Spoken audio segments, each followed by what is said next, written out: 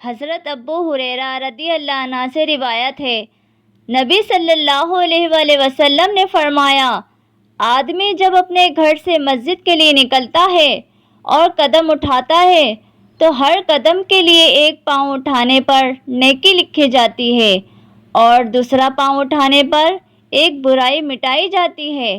سبحان اللہ۔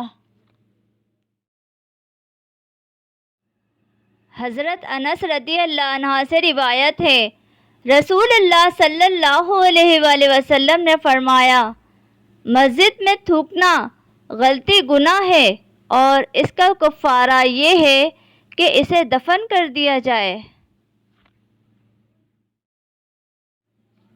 کومل Kashif Islamic channel. Thanks for watching. Like and subscribe my channel. Thank you.